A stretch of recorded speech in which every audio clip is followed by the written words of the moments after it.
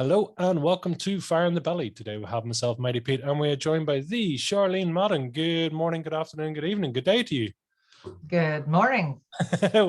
we're transatlantic again today, so it's we're 7 hours apart in different time zones, so it's always a pleasure to have different people on. So great to have you on, Charlene. So just for our listeners today, so Charlene Madden has admittedly spent most of her life living in a state of darkness. After experiencing over 9 years of sexualized trauma at the hands of her grandfather, a decade of domestic violence, and 3+ decades of mental illness and suicidal ideology, she was just 2 days away from taking her life when she attended a women's workshop where everything changed. She was able to take off her blinders, begin the healing process, and find her purpose by turning her mess into a message of hope, evolution, and transformation that she now shares with people all over the world. Charlene is a mother of 3 amazing children, a wife, daughter, Recce practitioner, women's empowerment coach, and proud Toronto Maple Leafs fan. Almost 30 years in the food and beverage industry, Charlene made a shift and now works in a mining office, which allows her more time to follow her passion of creating platforms of healing for other women and men who have shared similar experiences and who are ready to make a shift in their own lives. Charlene, that's quite a story, quite a background. That's a mouthful. Yeah, it is. Hey, listen, thank you for coming on. Thank you for sharing. So first thing I'm going to ask is, what is your fire in your belly? It is to save people from having to spend as many years in the darkness as I did. I look at the pain and suffering that I went through for so many years. And if I can save someone from one day of having to sit in that darkness, that's what gets me up. That's what fires me up. That's what keeps me going every day. So that's the fire in my belly. So it's almost to be of service to other people, if I'm reading that correctly, to really. Absolutely. Yeah. Wow. And what stage are you at in your life now, Charlene, if I can ask? I mean, is this something that's all behind you and you've been able to deal with, or is it going to always be an ongoing process? Well, I tell everyone, mental health is like diabetes, right? It's something that you're going to live with for the rest of your life. It's not something that, you just all of a sudden one day go, hey, I'm better, because I am better. I'm not, I don't suffer as bad as I used to, but that's by doing the work and learning to listen to my body, to slow down, and to take care of myself, which I didn't for so many years. So it's definitely not something that ever leaves you. You just learn how to deal with it in healthier ways. But generally, my life is 100% different than it was just 6 years ago. And that's why I'm so passionate about sharing what helped me get there with other people. So that's quite a shift. So, 6 years ago is really when the transformation, the change happened for you. Can you tell us a bit more about that? Yeah, as you read in my bio, 6 years ago, I was just 2 days away from ending my life. When I showed up to that women's workshop, I had my hunting rifle in the back seat of my car, and I had planned to, I showed up on a Saturday, and Monday morning I was going to shoot myself. I was driving up into the mountains, and I was going to end my life. So it was, I was very close, and I had been on, teetering on the edge for a while, and I just felt that I was out of hope at that point for myself. So that's how quickly life can change. Things can shift in just a blink of an eye. One moment can change your life. And that's what that workshop was for me. So it just kind of set me on a path of realizing that I wasn't alone, and that I could take everything I had experienced and just flip it into, instead of being, this painful situation, which it was, that I could shift it into a purpose of helping other people. So. Wow. And for you, was that really your darkest hour? Do you think that was your lowest moment?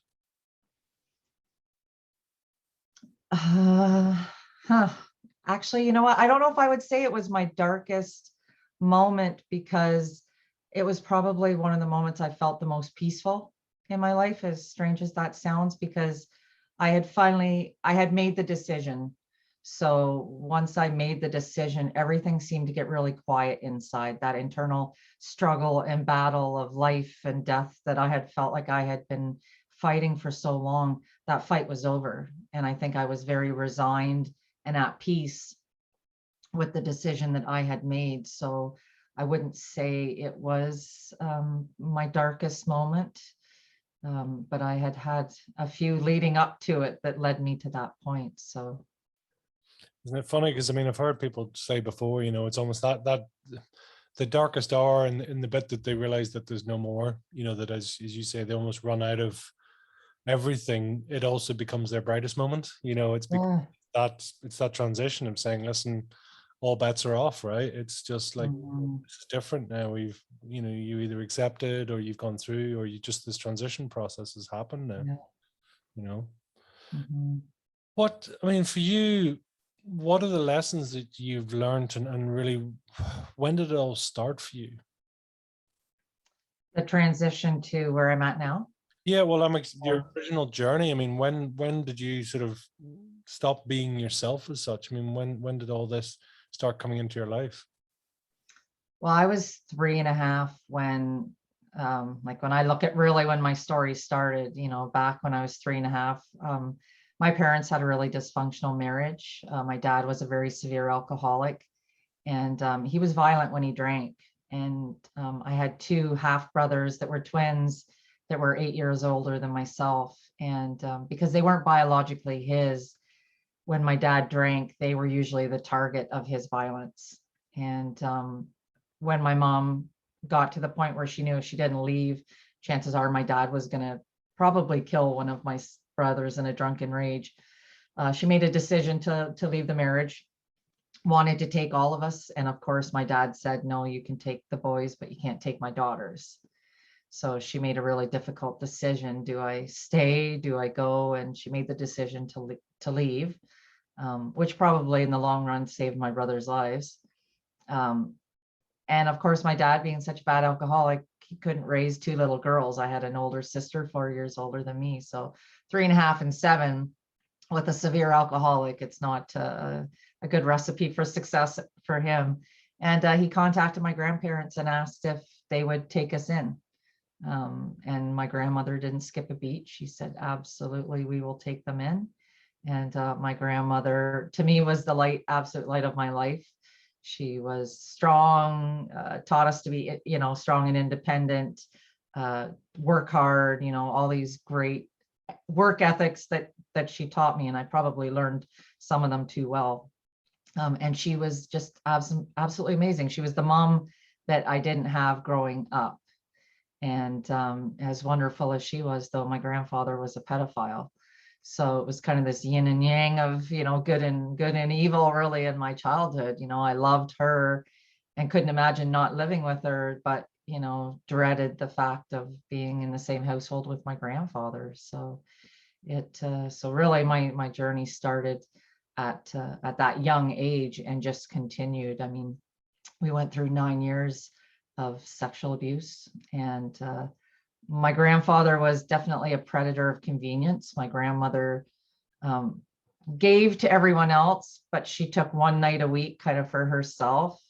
And Monday night was bingo night in town. So she would, you know, tootle off 7 o'clock at night. She'd make sure we were, you know, fed and bathed and tucked into bed, you know, with the TV or a book, and off she would drive. And my sister and I shared a bedroom. We would sit there and listen to her car drive away with this sickening fear, because we knew when we couldn't hear her car anymore, that we would be sitting there listening for my grandfather's footsteps on the stairs, because he would, as soon as she was gone, that was when he would come up and the abuse would happen. So it was almost, you know, almost weekly for those 9 years. So, and it just created such chaos, of course, in our young lives. So, and of course, we didn't say anything, or I didn't say anything at the time, I think because I was terrified of losing the only family that I knew. And my grandmother had been that pillar for me. So I was afraid that if I said something, I would be taken away from her. And that was my biggest fear at the time. So. Is your sister older than you or younger than you? Or Yeah, she's 4 years older than I was. So she was 7.5. So she actually unfortunately experienced the worst of the trauma. I mean, as she got older, rape started happening, and when she became a teenager, she wanted to leave desperately. She wanted to run away, but she knew that if she left, then his full attention would be placed on me. So she stayed and endured the trauma as a way of protecting me. So yeah, difficult decision for a child to have to make. So a horrible decision, right? yeah. It's just horrific. It's something. It's almost a parent's or a child's worst nightmare, really, isn't it? Mm-hmm. What Yeah. I mean, that's such a difficult situation for you. It's almost in between, sort of, one part of your grandparents that love you, and the other part is abusing you and more. And it's as you say, it's that yin and yang. It's crazy, right? Mm-hmm. I couldn't even write it. Mm-hmm. So how Yeah. did it start to come to light then? I mean, how did it all start to really sort of? My sister, when she was 16, basically went to school and had a nervous breakdown. She was actually terrified that she was going to become impregnated by my grandfather. And as I said, she wanted to leave, but she didn't want to leave me there. So she just basically went to school, had a meltdown, and everything came out. I remember my grandma always picked me up after school, and my sister was in high school at the time. I was still in public school. She picked me up and brought me home, and we thought it was strange that my sister wasn't home. My grandfather was out in his wood shop working away, and then my grandmother gets a call from the police station, and they're like, we have your granddaughter. We need you to come down to the police station. And of course, my grandmother's angry because she thinks my sister got into some kind of trouble. And so off she went to the police station, and she gets there, and they're like, well, where's your other granddaughter? And she's like, well, she's at home. And they're like, is your husband there? And she's like, yes. And they're like, you need to go get your granddaughter now and bring her here. And of course, my grandmother's completely confused, not knowing what's going on. So she came and picked me up, and we went into the police station, and that's when it all came to light that my sister had told the school counselors, and they had contacted the police. And so I'm sitting there with police officers and social workers as everything is finally coming out after 9 years. So It's quite the change, really, isn't it? I, to suddenly for it to have been held silent and all that grief and trauma and everything else, and suddenly for it to be released, mhm, how yeah, was that for you? scary, because there was so much uncertainty going on. My grandmother, of course, was angry, upset, all these gamuts of emotion that she was experiencing. I didn't know what my future held. Like, was I going to be taken away from my grandmother? What was going to happen? What was our life going to look like? And I mean, I had already had no sense of real security. I mean, yes, I had my grandmother, but I had this fear of, this lack of security, probably because everything just felt so chaotic all the time in my life that I just wasn't sure what my future was going to hold. And I'm 12 and a half when this is all coming out. So, and I remember sitting, across the table from a social worker, and having her say, after sharing my story, and even sitting there with the social worker, not telling the full story because of shame and fear, and like trying to almost downplay some of what had happened. And having her kind of get up and walk around the table and pat me on the shoulder and just say, hey, Charlene, I want you to know everything is going to be okay. And I mean, at 12 and a half, I'm thinking, I don't even know what okay looks like at this point in my life. Like, what is that supposed to mean? Like, what is okay? Even at 12, I recognized that I had really never felt okay in my life. So I didn't know what that was supposed to look like. So it was a scary time. So I mean, for you, I mean, was everything else normal in your life? I mean, I know that sounds a bit bizarre, but I mean, as a kid, you were going to school, everything else, on the surface. yeah. Yeah, I mean, we grew up in a smaller town. There's 2,500 people in the town that we grew up. So it was like kind of, you know, other than, other than the abuse, it felt like my childhood was, ideal, growing up, with my grandparents, like this is back in the, 70s and 80s, right? So it was like, you could play in all the neighbors' backyards, like they say, you ride your bike until it starts to get dark, I had cousins that lived in town that I was super close with. So, we were always outside, always playing. Now, I think part of me was outside was safe for me. I was out of sight, out of mind, I thought, being outside. But, otherwise life felt really normal except for that one night a week. So. Gosh, it's quite something. What did you want to be when you grew up? What was your plans back then? I wanted to be a reporter. I always enjoyed writing, and I think part of it for me was being able to writing gave me a voice that I felt I didn't have as a child, and I always cared about other people. I always wanted to share other people's stories and give them voice, probably because I was projecting myself onto them not having a voice as a child. So, but I always loved to write. I remember, I think it was in grade 5, my grandmother bought me a typewriter, and I was just so happy. It was like every school project from like grade 5 on was done on a typewriter, and I would just sit for hours practicing and just imagining myself touring the world and being able to write and to go to all these, war-torn countries and places where, kids were hurt and kids were suffering, and give them a voice. So so writing has always been a passion in my life. So it's interesting. I mean, that was sort of almost seen as a method of communication, an outlet for, do you think that was triggered by your own experiences, or what was going on? Yeah, for sure. Yeah, I remember, writing some of the stories that I wrote as a child. When I look back on it now, they were very, based on the experiences that I had had as a child.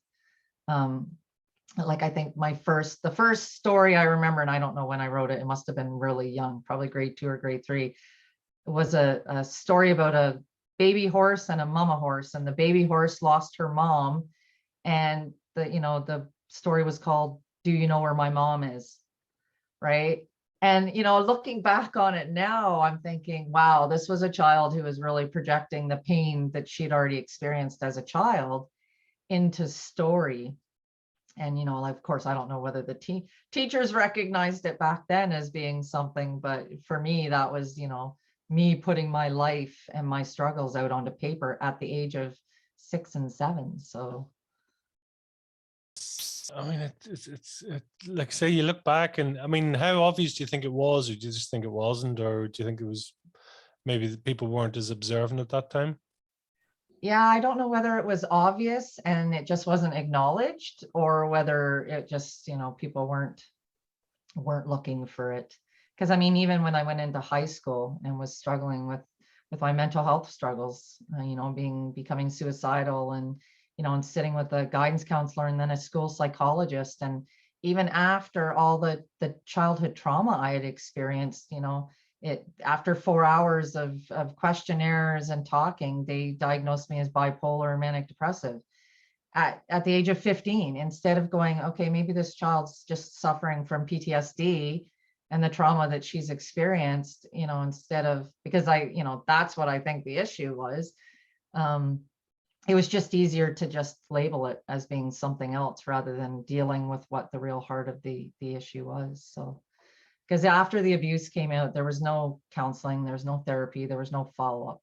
And I think a lot of that was my grandmother's old school mentality of just put your head down, life happens, let's just get through it and, move on. So I think that was a pattern that I kind of learned a little too well. So.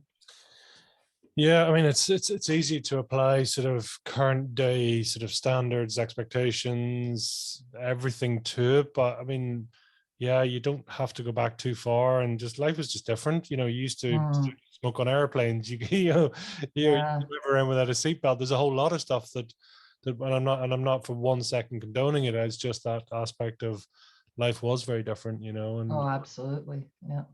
as you say, it's my grandmother used to have a saying, you never say ill of a dead or a priest. And it's like, well, actually in where they grew up, it's the priest they should have been saying ill of, it was just Yeah. one of those circumstances. Yeah. For you then, so you went through school and college, and what sort of happened for you then, Charlene? What was your steps? Well, once I got through high school, all I could think of really was I wanted to move away, right? Like I just wanted to get away from where I was, because I felt if I changed geographical locations, everything would be better in my life. Not really recognizing that I was the problem. It wasn't where I was the problem, as in the trauma, the unhealed, unresolved trauma was within me. So it didn't matter where I went, there I was always going to be there. Were you So I talking moved. about it? I mean, was it something that you were able to communicate, or was it just a shutdown, or didn't understand it? It just wasn't, it wasn't dealt with. It wasn't talked about, like it was not, like I remember having brief discussions with my mom after the abuse came out. Because I would see my mom intermittently, I can't even say that word this morning. Throughout my childhood, she had moved across the country. So I would see her like every 5 to 6 months. She would pop in for a visit. And after the abuse came out, we learned that my mom had actually experienced the same trauma at the hands of her dad.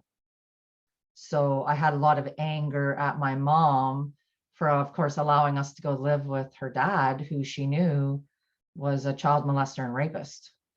And actually, I probably had more anger directed at my mom than I did my grandfather for some strange reason. But, I just kind of moved on. And even then it was a brief conversation about what had happened. And then that was it. It kind of wasn't discussed. It wasn't brought up. It was just, we try to pretend that this has not happened. So I think I kind of tried to bury that within myself as well. And then moving out, I left high school, moved away to a bigger city. And, I moved away with my high school sweetheart. And we thought, okay, in my mind, I'm thinking I'm going to create this perfect life that I didn't have, the white picket fence, all that great stuff. I'm going to have kids and I'm going to be a fantastic mom. I'm going to have a happy marriage. All these thoughts that I had in my mind that I desperately wanted, but didn't have the skills or the tools to even accomplish. I mean, I got pregnant when I was 20. We decided we were going to have kids younger because we wanted the Freedom 45 plan, 45, your kids are all gone. Now you can live your life. And so I had my first daughter at 21. I had my second daughter at 25, and I had my son at 27. So here I am. I have 3 kids. I'm in my 20s. I'm drinking heavily, which was something that I developed as a coping mechanism in high school to deal with the pain, because I was either drinking, smoking marijuana, cutting, or writing. Those are my 4 coping mechanisms at the time through school.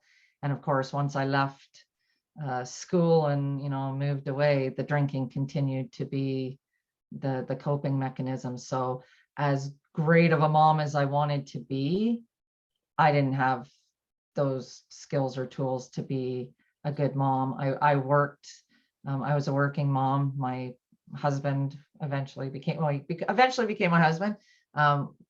Didn't maintain employment very well. So I worked a lot all the time I was gone. And it was difficult to connect with my kids. I struggled immensely to connect with my daughters. I think because when I had a physical connection with them, like your child gets hurt and you pick them up and cuddle them. To most people, that's normal. To me, it felt strange. It felt almost wrong. It would always set off these little alarm bells in my head of like, is this wrong?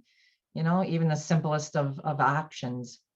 So it was very difficult. I had my son, none of that, I was very easily able to connect with my son, but my daughters I struggled with.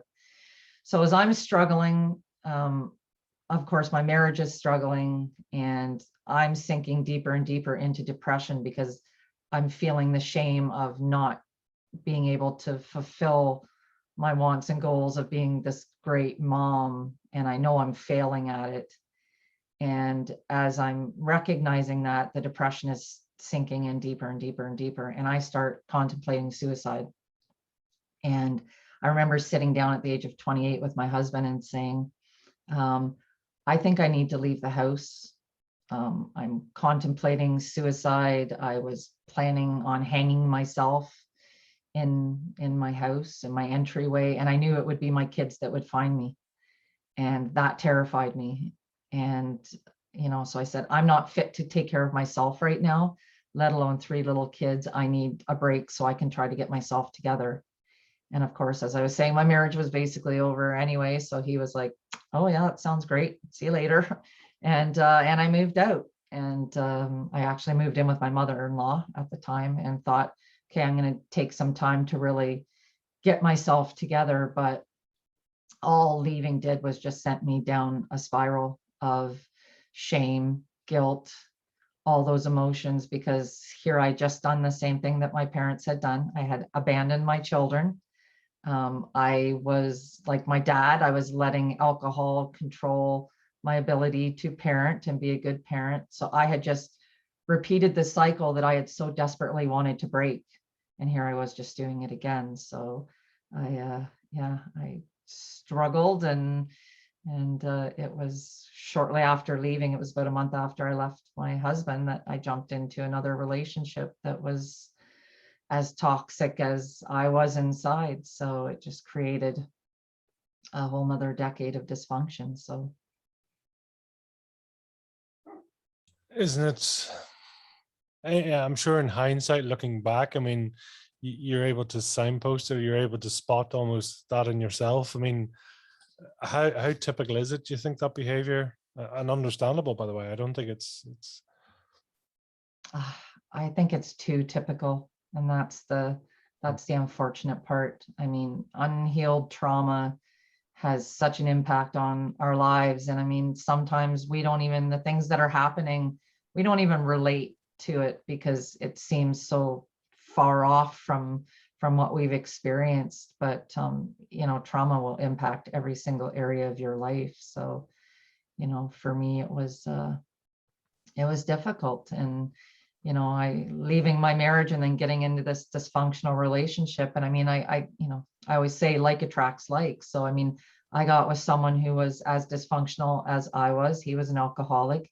He had experienced his own childhood trauma, which created anger within him. So I mean, he started being violent. I started experiencing the domestic violence very quickly in the relationship. And I think the problem was, at the time, it fit the narrative of what I thought I deserved. I had such shame and guilt for leaving my children that I almost felt like, oh, this is my karma. This is what the universe is giving me as payback for being a bad mom, So, and then when the abuse happened, it seemed normal, like abuse had been such a prominent part of my life. And yes, not physical abuse, but just abuse in general, that I had such poor self-esteem that I felt that that's just what I deserved in life. Like, maybe this is what my life is always going to be like. Maybe this is all I deserve, is to be treated poorly. And those were just the messages that I just kept replaying over and over and over. So, and once you get stuck in that loop, it's hard to get out. And I don't think everyone sort of realizes that. It's almost, as you say, that's, for some people, if there's a raised voice in the house, that's exceptional. But for some people, that's normal. That's, in fact, that's the way you talk, isn't it? That you yell at each other, or, if there's a violent partner or something else, it's like, that's normalized. And so people then are sort of attracted back to that and kind of going, well, this is all I've ever known, therefore this must be the right thing, right? So does that make sense? Yeah, for sure. And I don't have any memories of my life before my grandparents. Like, I don't remember my childhood or anything like that, probably because I was so young. But, I wonder how much of that imprinted, the violence from my dad and the arguing and the fighting, how much was already anchored in there that just, made it feel normal, because it wasn't normal, and nothing about that relationship was normal. So yeah, it's that sort of, it is that knowing, or that sort of how much of this has you as the child at that time, you as sort of the pre-7 or whichever sort of time scheme you take, that we are extremely influenced by our surroundings. It's do you ever remember being normal as such? I mean, that's maybe a sort of a weird thing to say, but do you ever remember not having these things going on around you, or is it's just always been there, as you say? Yeah, as a child and in my early life, I mean, I'm feeling, well, yeah, I guess I don't even know what normal is. I guess that would be my thing, because I would say I feel normal now, but I actually don't feel normal, because I think normal is just to sometimes I think normal is just to go through the life and put your head down and just ignore everything that is happening. I think that was the normal back then, was just not to acknowledge anything and just to pretend like everything was okay. Now as fantastic as my life is, I still feel like my life isn't normal, because I have such a passion and purpose within me that I look around and I go, I'm pretty abnormal in that aspect, because I want to create such change in the world. So, but as a child, I think everything just felt normal. So it's maybe a bit of a strange question, but do you believe that, not that it had to happen, but actually that was, that sort of was always going to happen in your life to sort of facilitate or be a catalyst to let you become what you're supposed to become? Does that make sense? yeah, absolutely. And I had a lot of people that have asked me if you could go back and change things, would you change it? And as trauma filled as my life was, I wouldn't change anything. Not a second of it, because every single thing that happened created who I am now. And I love the person that I am now. And if any single one of those dominoes was out of place, then everything wouldn't have fallen into where it is now. People talk about regrets, and I really don't have any regrets. I mean, I chose some paths down in my life that I maybe wish I would have gone a different direction. But my only regrets I have are, of course, is that my children suffered emotionally because of the state that I was in. That is the only regret I have in my life. If I could have saved my children from having to experience any of the pain and heartache, then I would. But I also know it's created the people that they are today as well. So yeah, but it's hard because you also weren't acting as your true self either. oh, So for sure. you know Yeah. I mean, I remember sitting in my oldest daughter has suffered from mental illness as well. And I remember sitting in a social worker's office that had such a flashback feel to me. And my daughter being so angry at me about, the choices I had made in my life and how it had negatively affected her. And everything she was saying was absolutely true. And I remember sitting there feeling so judged by this room of people, social workers, who had no understanding of what I had gone through in my own life. And I remember just looking at her and kind of having this feeling of peace come over me, and just going, you know what? I did the best I could with the tools that I had.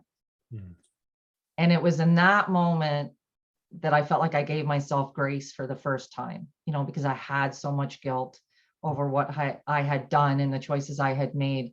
But I recognized that given what I had gone through, I really was doing the best that I could. And I walked out of that appointment, and it was kind of an epiphany moment for me, because I went, you know what, if I'm giving myself this grace, then I need to give this grace to everyone else in my life, everyone who has touched my life.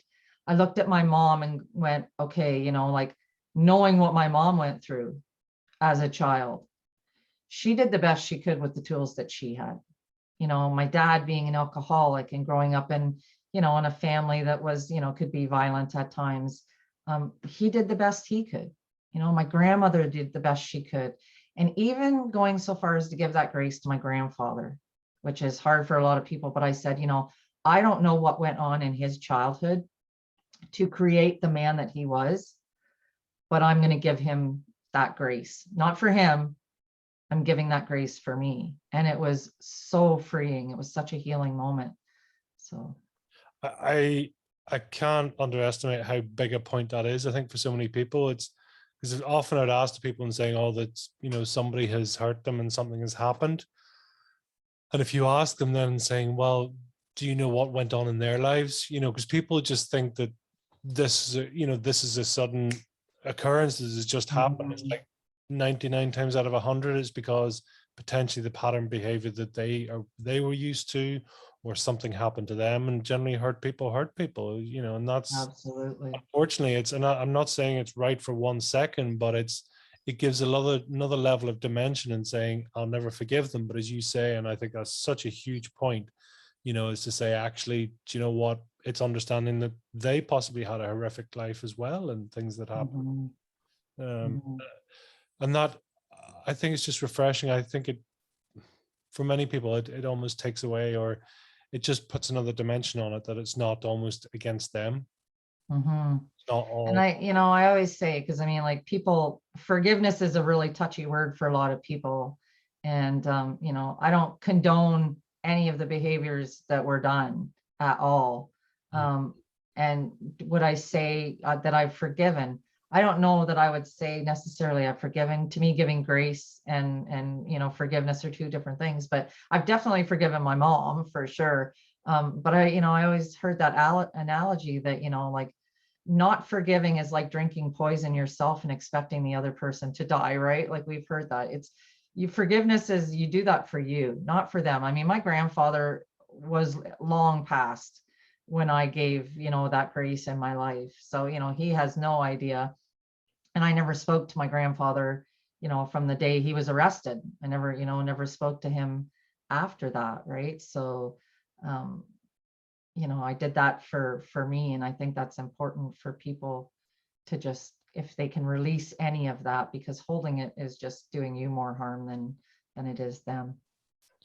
It's I had a guest on perhaps a year and a half ago, and they had a traumatic sexual assault at the age of 7, and it took them to the age of 50 to even sort of be okay with it. And they had tried every coping mechanism, from, as you said at the very start, alcohol, drugs, abuse, any number of things to try and feel normal. And it wasn't really till she was she's 49 and 50 years of age that she actually broke down, and it all started coming out. But again, asking her, saying, what would you change? And says, for the way I feel now, I had to do it. It's so foreign, but also so beautiful, all at the same time. Obviously not for the experience, but actually because it's facilitated her to be the person that she can, and the service and the purpose that she can give to her life and those around her. Absolutely. And it's phenomenal. Take us forward then. I mean, really, so you had this, going through and sorting your own self out in these relationships. What happened after that?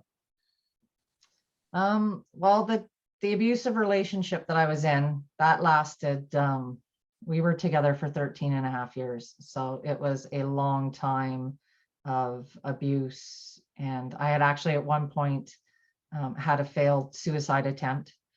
And I tried to overdose on pills after a violent night. And it was after, I actually sat down to write my goodbye letter to my children after I took every single sleeping pill and pain pill that I had in the house. And sitting and writing those letters to my kids. And I was like, no, I can't do this. This is, the most ultimate way to abandon my kids if I do this. So I went to the emergency room, and I actually collapsed in the emergency room and woke up with tubes down my throat. And my ex-partner, who just hours before had almost, choked me to death, sitting in the chair crying beside me, saying how sorry he was. And when I got discharged from the hospital, my mom reached out to me and said, hey, I think you need to move across the country. Come out here. We'll help you get on your feet, bring the kids, we'll help you get your life turned around. And of course, this fit into my pattern of, sure, I'll just change locations and everything will be fantastic. But of course, that doesn't happen. But I moved across the country. 6 months later, my partner followed me out with the statement of how much he missed me, how sorry he was, how much he loved me. And of course, I sucked right into that because I so desperately wanted someone to love me, because I didn't love myself, that I was willing to, continue the relationship. So he moved out, and that was 10 more years of abuse until he came home one day and said he was moving out. And I completely felt betrayed. I mean, as great as it should have been, I thought, wow, like you've abused me for 13 years and now you're just, kicking me to the curb. It was, yeah, I had so many emotions, but I thought, okay, now's the time to get our lives together. And for 2.5 months, I was doing really good. I was on the path to, I had a great support group of women around. And, I remember on a Tuesday morning, my ex-partner reached out and wanted to get together and talk. And I was like, no, I'm done. You've moved on with life. You'd actually moved right in with another woman. So I said, you've moved on. I need to move on with my life. I'm just starting to feel okay. And he goes, okay, well, I just want to say I'm sorry how things ended. And I was like, you know what? Things end the way they're supposed to end. I was trying to be so philosophical in the moment. It's like, no, this is how it's supposed to be. And that was it. And then 2 days later, I had a police officer walk into my place of work, took me outside. He knew where to find me because he'd been involved in one of our domestic disputes prior, and informed me that my ex-partner had shot and killed himself. And I was absolutely crushed. I felt partly responsible because I thought maybe if I would have talked to him, it wouldn't have happened. I knew I was probably the only person who knew the mental health struggles that he had been experiencing. And I had always said we were very codependent in our mental illness, because when I was down, he was up, and when he was down, I was up. And I always said, thank God we were never in the same low spot at the same time, because it probably would have been both of us. So I had so many feelings going on at that moment. Number one, I had to go tell my children that their stepdad of 13.5 years had taken his life. And again, talking about, regrets with my children, I was so wrapped up in my own grief at that time that I just kind of set them out to sail by themselves. I didn't, I wasn't there emotionally the way I needed to be for them. And that's one of my greatest regrets that I have, is that they went through that on their own. And so I tried to, do what my grandma said. I just kept my head down and pretended that I was okay. Not many people were aware of any of the struggles that I was going through, because, I had this persona of, being this rough, tough person who had it all together. And meanwhile, I was just kind of crumbling inside. And I remember 2 weeks after his death, sitting with a good friend of mine, and I said, I am so angry right now. And she's like, well, of course, anger is one of the stages of grief. And I was like, no, I'm not angry he's dead. I'm angry he did it first. And she was like, okay, and that's a, hard concept for people to grasp. But inside, I'm thinking, I've just had to witness the pain and the heartache that everyone has had to endure because he ended his life. I've seen all the pieces that people have to pick up. And here I am. I want to end my life so bad. How do I do that? Like, it was this battle of good and evil, it's like, I don't want to be here, but I don't want to hurt anybody, and it was such an emotional struggle. And I was, just trying to get through life, pretending that I was okay. And, and I remember having, a really bad evening where I was sitting on my bathroom floor. And this is probably, when we talked about the darkest moments, this is probably one of the darkest moments. Was I'm sitting on my bathroom floor, and I've got painkillers in one hand. And because I had a chronic pain, I had developed fibromyalgia because of the trauma. And of course, that's painkillers are great for that. And so I've got painkillers in one hand, and I've got my gun cabinet key in the other hand. And I'm like, I'm done. I'm tired of hurting. I'm tired of being in pain. And I'm tired of trying to hold it together for everyone else when I feel like I'm falling apart inside. And I was trying to decide which would be the best way. and all I could think of was that my son was 2 floors down sleeping in his bed, and he would be the one that would find me regardless. And so again, that moment of I can't do it because of my children, I just grabbed a knife and I started cutting my legs. And I remember looking down at the floor, and there's, blood is starting to, puddle on the floor.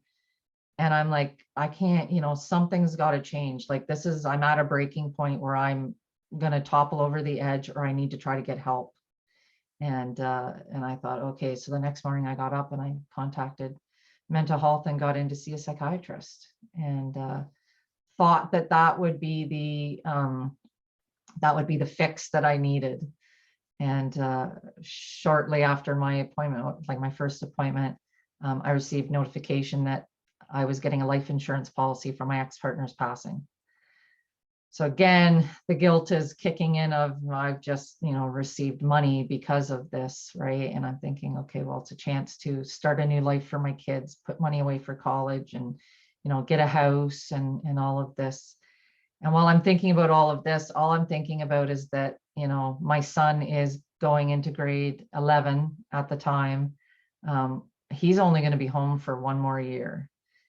And what's going to happen when he's gone? Because my children were what kept me alive. And I was starting to have this panic and this fear that once they were gone, that was going to be it. My reason for being here was going to be gone. So, I'm seeing the psychiatrist, and I'm about 3 appointments in, and I'm getting really frustrated because my personality is, I'm a list person. So just tell me what to do and I'm going to do it. And of course, she just kept wanting to revert back to the past. And I was getting frustrated. I was like, I don't want to talk about my past. I know why I'm screwed up. I lived it. I've been living it forever. I know why. Just tell me how to fix it. And I remember saying to her, can you just tell me how you dealt with your mental health struggles? Like, what did you do to help you get better? And I watched her eyes kind of glaze over, and she's like, well, Charlene, I've never personally experienced mental health struggles. Well, that was it for me. I was like, you've just sat here for like 3 appointments telling me that you understand how I feel. You don't understand how I feel because you can't. Unless you have sat in that dark place, you have no understanding of what it feels like to be there. So I'm thinking, how can you help me when you've never been there? And I kind of emotionally just completely checked out. I left that appointment and I was like, yeah, that's it. I'm done. I'm giving myself 30 days to get everything in order. And that's it. I'm ending my life. I'm tired of fighting. I'm tired of struggling. I'm tired of worrying about, taking care of everybody else. That was my way of, at the time, taking care of myself, was just ending the pain that I was experiencing. And it was 2 weeks before the date that I was going to end my life that I got invited to the women's workshop. And the women's workshop actually was on, as I was saying, it was a Saturday, Sunday, and those were the 2 days before I had set to end my life. So it was, going into that workshop and hearing stories that I related to and I connected with that saved my life. So, and that set me on the path of doing the work that really needed to be done. So. Was it the inspiration of others, or do you think it was just knowing that, or what was it? I mean, what in that workshop do you think triggered you? Do you know? Yeah, absolutely. It was 3 speakers that I heard. The first half of the Saturday, and like I will say, when I walked into that workshop, I actually kind of felt sick to my stomach because I looked at that room of women and thought, wow, these ladies have it all together, right? Because we always have this perception that everyone else has it together, but us, we're falling apart. And I just kind of, I sat down, I got through the first part of the morning and none of it connected with me. It was like health and fitness and financial well-being. And of course, none of that to me mattered anymore in my life. But the second half of the day started, and the first speaker was a woman who was bald and she had alopecia. And she stood on the stage and she was talking about how she had not had any self-love, no self-worth, because, she didn't fit the beauty standard, she had no hair. So, she didn't feel worthy as a person, and how she didn't love herself and how much she had struggled as a young child and a young teenager, and then going on to being a young woman. She had dealt with addiction and depression because of that, and how the moment that she learned to love herself, everything changed. And I'm sitting in my seat and I kind of hear this voice in the back of my head that says, well, what about you? And I'm thinking, yeah, what if I could have loved myself? Like, I'm thinking that my entire life I have relied on other people's love to validate me. I was trying to make up for my parents, abandoning me is what I thought at the time. So I was like, I just want someone to love me for me, not for the physical body that I have, the gratification that I just want someone to love me for me. And it was that moment of, what if that person is me? What if my love for myself is enough? And of course, I brushed it off because I'd already made up my mind anyway. So next speaker comes out, and it's a woman who's talking about living with mental health struggles and being suicidal for 2 decades. And how it was the moment where she learned to accept mental illness as being part of her. Instead of trying to fight it and keep the dark at bay, she kind of accepted it, drew the dark in so the light could shine into it. And again, I'm sitting in that seat and I'm kind of like, hear that voice, what about you? And I'm thinking, yeah, how different would my life have been if I could have learned to live with this? If I could have found healthy coping mechanisms, if I could have embraced that part of me instead of feeling shame about it and trying to fight it. And of course, I just brushed it off because I'd already made my mind up. And then the last speaker of the day comes up, and it's a gentleman. And he gets on stage and he starts talking about his failed marriage, losing custody of his kids, being addicted to painkillers and alcohol, and being suicidal.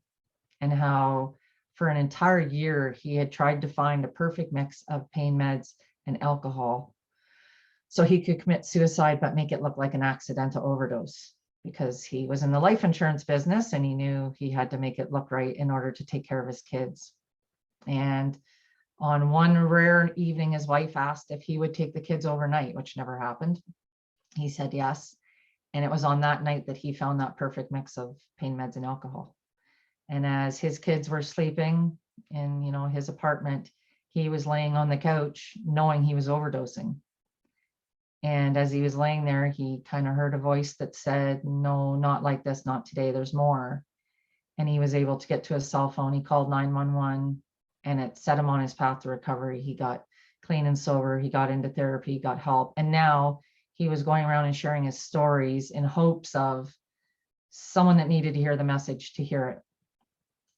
And I'm sitting in that seat and I'm kind of like, what the bleep is going on right now? Like, I'm like, I'm not even supposed to be at this event, right? Like, I didn't want to come to this event. And, like I said, at the moment, I was kind of looking for a hidden camera, even though no one knew what was going on in my life, because I was like, this cannot be by accident that I'm sitting in this seat. And I have just heard 3 people touch on the 3 areas of my life that I have struggled on in the most. And I'm like, maybe I'm supposed to be here for a reason.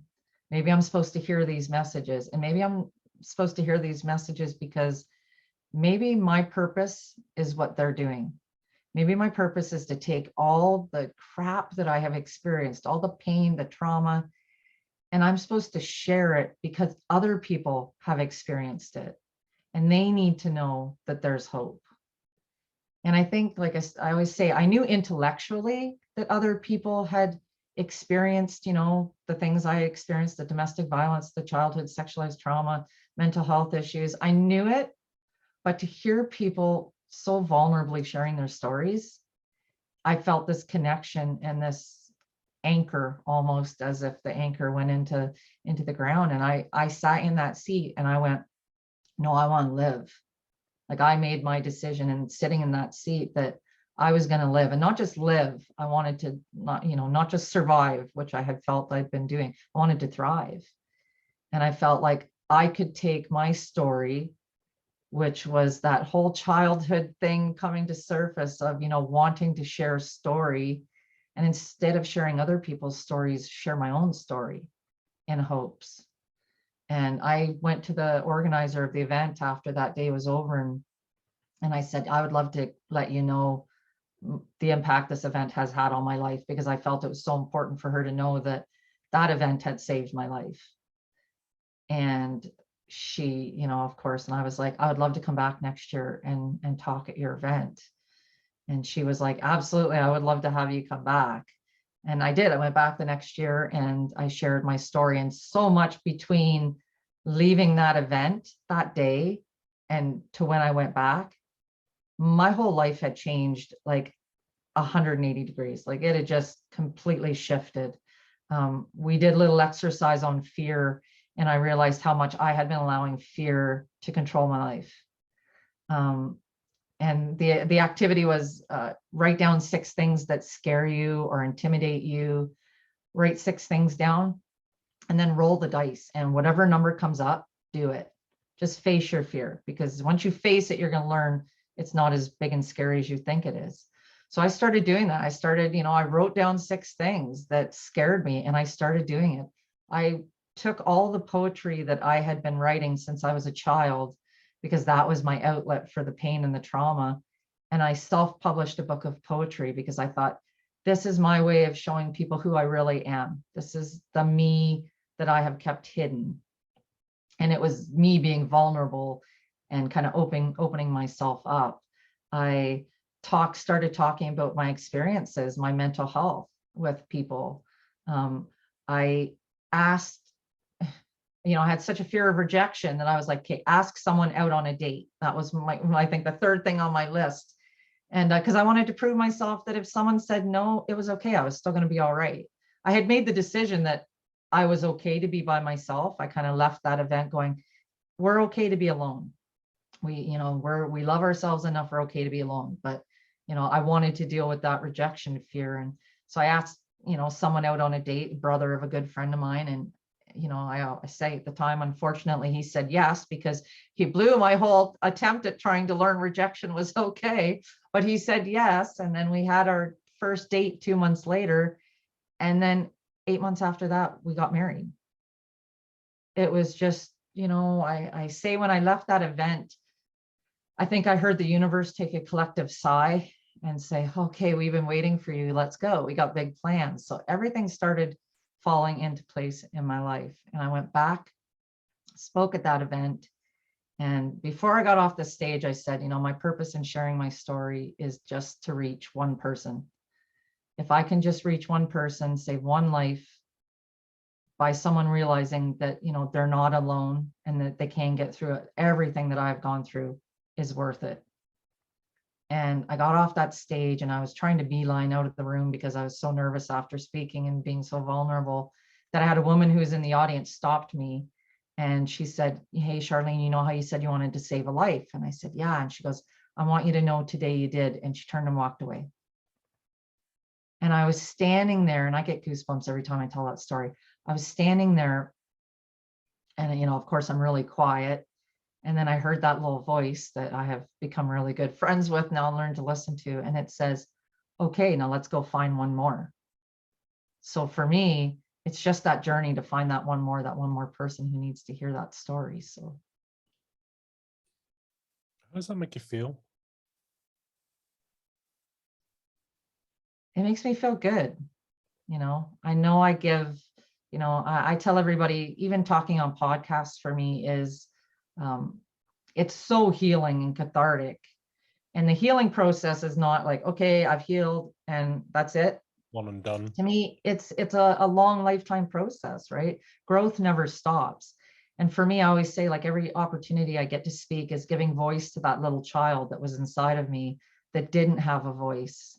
So it's, I'm empowering her to say, okay, this is it. Like, now is your chance to speak and have your voice and be heard and help other people, which is what we've always wanted to do. So knowing that, I can save one person from a day of suffering, even if it's just for a brief moment, then that's, what my purpose is. That's why I am here living this life that I'm living. So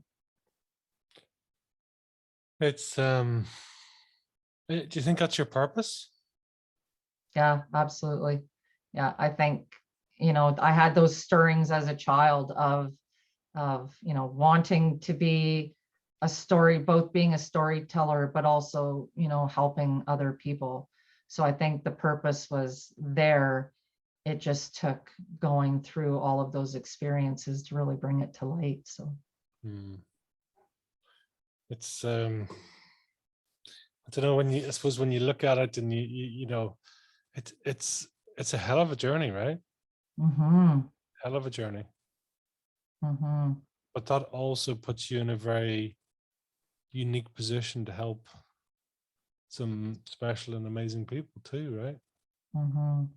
Yeah, I look at, I think back to that office visit with that psychiatrist, right? And her not truly understanding. So me being able to connect with people, and having people reach out after they've heard, I've had quite a few people reach out after they've heard my podcasts and they're like, thank you. And I mean, I always give a message of, if you're, if someone's experiencing darkness and they don't feel like they have anyone to reach out to, or they don't feel comfortable sharing with the people in their lives, that I'm always available 24/7 on social media. It's like I always tell people, message me on Facebook, because I will come and sit virtually in the dark with anybody until they're ready to rise up into the light, because it's so important for me for people to know that they're not alone, and that there are people who truly understand what it feels like and what they're going through. And yes, all of our experiences are different, and I may not have experienced the same trauma as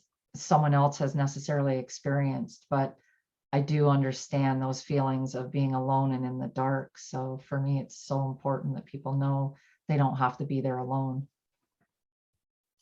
It's I had some conversation with someone recently, and often found, it's especially when people are out that much in the dark, and it's suicide's either on their mind and all the rest, and almost one part is talking somebody down. That's just one part of it, but the second part then is giving them a reason not to do it again.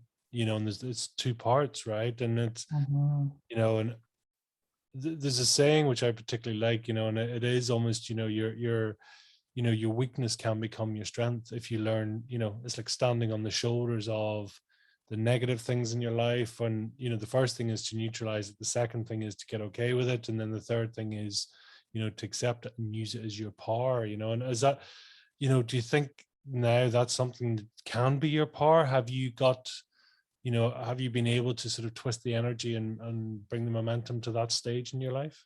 Yeah, absolutely. I mean, I've taken it, and over the last, like I said, 6 years, the change in my life, and I am taking it and using it as a tool for good, right? And it's part of it is continuing to do the work. I mean, we never stop doing the work ourselves. I work with a coach. I now coach women, right? So I'm just being able to take that and to use it for good, rather than for the darkness that it was so based out of. And and I always tell people, sometimes it's a second by second journey, like day by day. Like, I hear people say, just take it day by day. Sometimes you got to just take it second by second, because when you're in that dark place, it's like, if I can just get through the next second, just get through the next second, right? And that's where your focus has to be, just getting through it. And then I it does get easier. I know it's hard. I know when people said that to me, I was like, yeah, sure it does, because you don't see it. But from being in that darkness, and that's why we talk about the phoenix behind me. Like, for me, the phoenix is so symbolic of the experiences that happen for people who have experienced trauma, because I think you have to sometimes burn down to the ash. And I mean, and for me, that's where I was burned down to nothing but ash. And then I went to that event and everything changed, and it just allowed me to rise up. And that's what I try to inspire people and let them know that you can, even if you feel like you're down in the dark, you can rise up. In hindsight, and to to be able to help yourself, which is also ultimately what, helping others that were in that situation. What's the most useful thing that, people may hear listening to this podcast, or, what's sort of a useful advice or steps that people can actually make if they're in this sort of situation or something similar? Number one, reach out for help. If you're finding that you're in a really dark spot, find someone who you can talk to. And whether that's a mental health professional, if you have access to that where you are. One thing that this fantastic pandemic that the world went through has taught me is that there are so many resources online that, even if you don't have access to live being able to go sit with someone, there's so much help available online. There's support groups. There's people who are experiencing the same thing you're experienced or have experienced it in the past. So reach out and get help from someone who you feel you can connect with and who you feel understands. And second, for me, the most important thing I did was, as I was saying, that very first speaker that said to love yourself. You have to love yourself. You need to not rely on everybody else to determine your worth and your value. And I mean, I ask myself on a daily practice when I'm doing things, I start the day, it's like, okay, what would someone who loves themselves, what would their day look like today? What would they do? If I'm looking at doing something, it's like, would someone who loves themselves do that?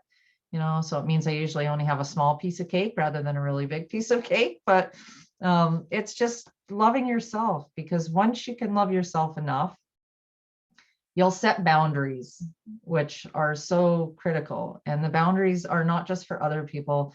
You're going to set boundaries for yourself as well on what you're willing to allow yourself to do in your life.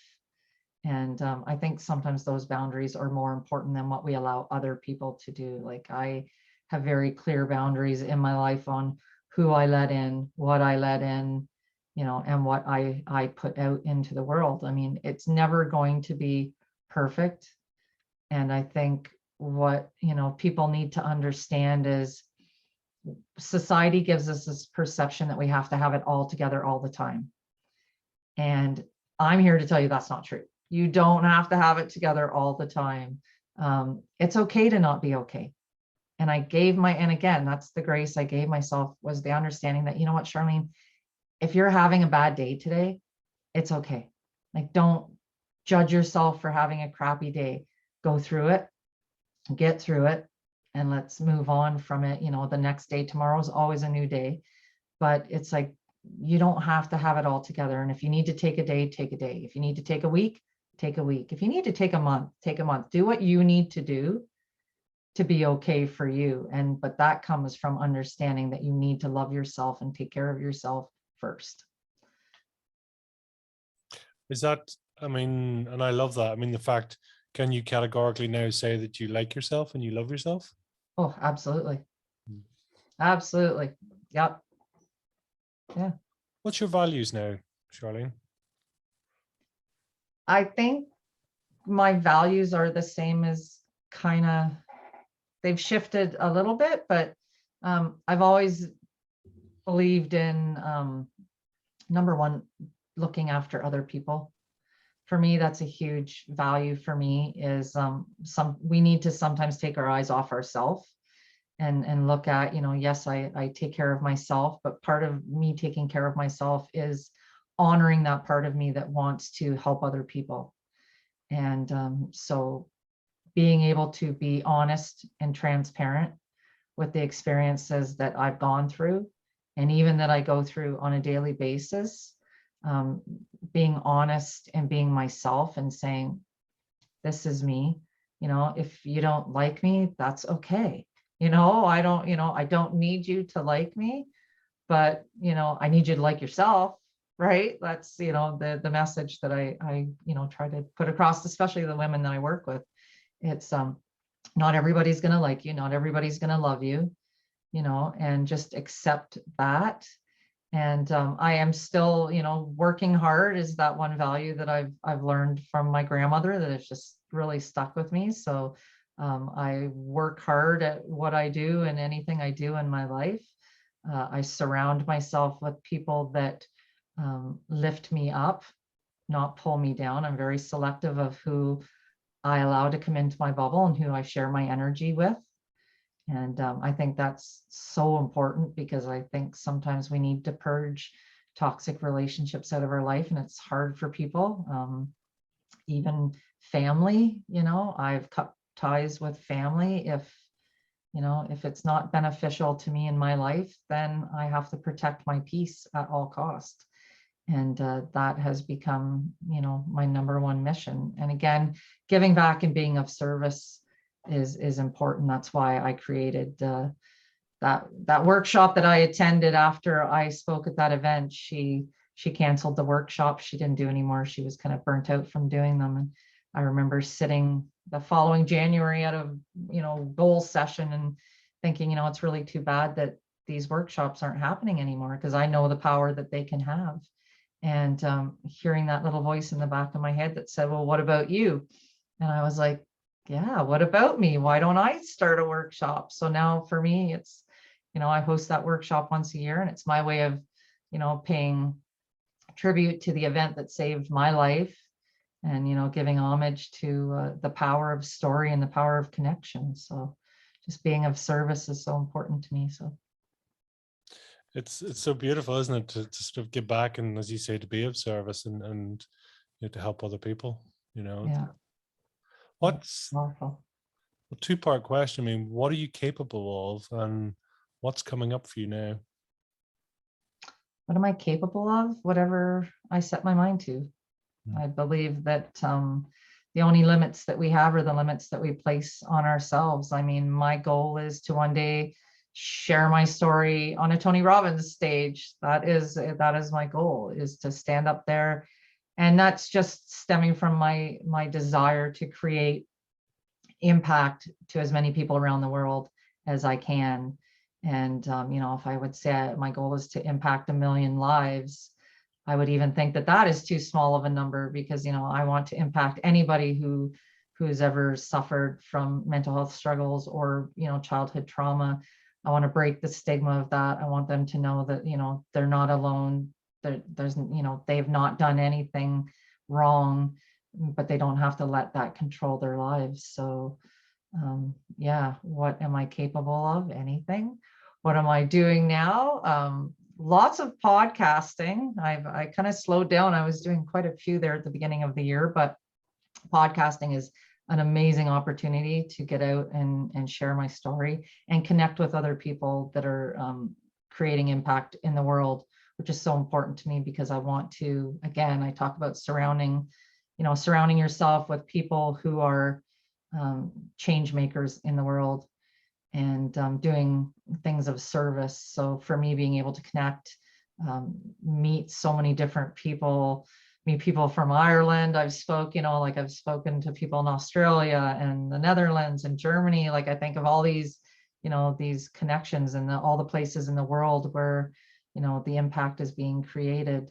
And working on planning my workshop. I hold it every November. So I've just started kicking off the planning for that. So that'll keep me busy. And I'm writing a book. So I'm putting my story out on paper. So wonderful.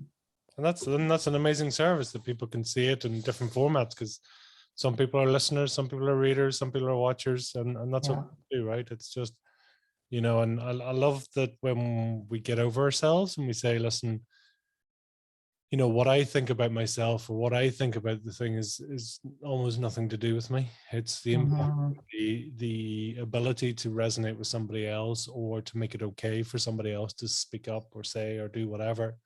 And I think that's a beautiful purpose. I think that's something of amazing service, and I was looking at your website, and I see you and Tony Robbins. You've already had sort of a meeting with Tony Robbins as well. It looks awesome. Well done. Yeah, I've been to a couple of his events, and I will say it's kind of funny how we manifest things. And if we talk about manifesting, that event that I spoke at, that workshop that I spoke at, I remember standing on the stage and holding up a vision board that I had done that previous year. And part of that was I had a picture of Tony Robbins, and I had welcome to the Tony Robbins stage written on there, because I was manifesting that I was going to be a speaker on Tony Robbins stage.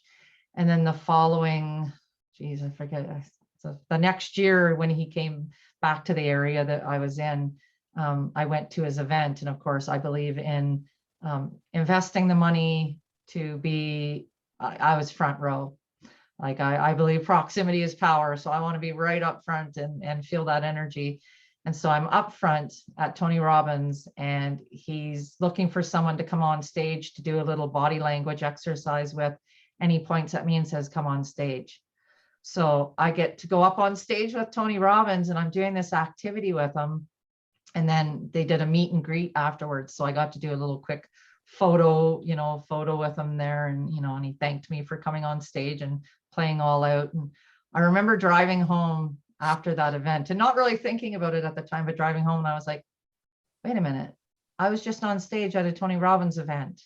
And I was like, oh, I need to get a little more specific in my manifesting. Like, yeah, I got on stage, but I want to get on stage and talk. So now I'm a little more specific, but that's how the power of making things happen. So. Wow. It's beautiful, isn't it? It's amazing the opportunities that, and you say proximity is power, that's what it is. It's, I love that when people get so serious about their own development, about the opportunities and all the rest, and saying, listen, I want to be front row, like that's, when we get so dedicated and focused on ourselves. I love that, and that's someone that loves themselves. That's someone that absolutely sort of wants the best for them. And ultimately, the better you do, then the better you can help other people. Yeah. And I think investing in ourselves is so important.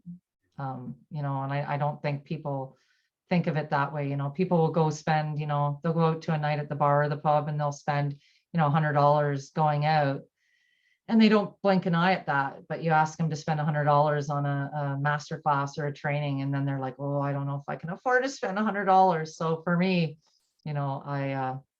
I don't blink an eye at spending the money, because to me, it's all an investment in myself. And, I don't think there's any greater investment I can make than in myself. So. Yeah. It's, and why not? I mean, you invest in yourself, and it affects every part of your life, and who you are and what you do, and it's powerful. It's beautiful. Yeah. Tell me, I mean, what's a bit of a guilty pleasure for Charlene, and what does leisure and pleasure look like for you as well? Guilty pleasure. I like shoes. Unfortunately for my husband, I like shoes. Wine, are you usually in the top one? Whenever I ask that, I love that. Yeah.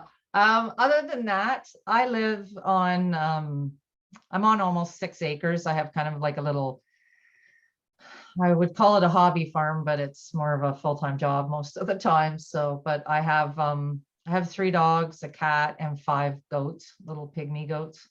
So I find no more joy than being outside and being around animals. I mean, my goal for my property is to, I would like to develop a trauma center. I'd like to have something set up where I can rescue animals and bring them in, and then provide a facility for children who have experienced trauma to come in and spend time with the animals. Because growing up as a child, I had a dog, and that dog was probably one of my lifelines. And even as an adult, and I try not to get choked up on this part, even as an adult, in some of my darkest moments,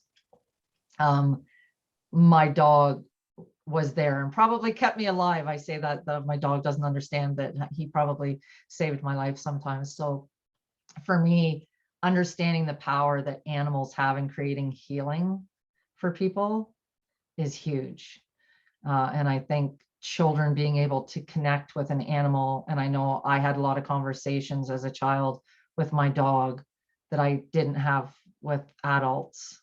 And so being able to share their trauma with an animal is my goal is to provide that platform. So. Wow. What an amazing privilege to do it, and also an amazing service to help. you know, so it's Mhm. powerful. Tell me, if you were to try and then describe your fire in your belly in 1 or 2 words, Charlene, what would they be? Creating impact. Yeah. Yeah, that's it. I talk about ripples a lot, and I don't think we put ripples out into the world constantly, and we never sometimes know how far the ripples go. So for me, I just want to create the biggest ripples that I can and reach the most, the farthest away I can. So, but for me, it's creating impact. So, Wow. Tell us, where can people reach you? Where can people learn more about you, hunt you down, stalk you, any of the above? yeah, you can find me on all the social media platforms, of course. Facebook, Charlene Madden, speaker and author. Instagram, Charlene Ann Madden. My website is www.charlenemadden-speaker.com. And yeah, anywhere you want to reach out. And like I said, if please reach out if you need someone to talk to and you don't feel like you have anybody else, please message me on Facebook. So I'm available 24 hours a day, 7 days a week. So Wow. Is there a final message then you'd like to leave with our listeners today? that you're worthy. You deserve to be loved. You deserve to be here. You deserve to exist, and you deserve to create your own ripples in this world. So just have faith and get through the next second. So yeah, one step at a time. That's what it's all about. Yeah. Charlene, it's been absolutely beautiful having you on. Thank you so much for sharing. And I think it's so powerful for you sharing and going through and really being where you are today. So thank you for your service and helping other people. So Well, thank you for the opportunity, and thank you for your platform, and thank you for the healing that you are creating and the ripples you're sending out. So thank you. until the next time, take care. You bet.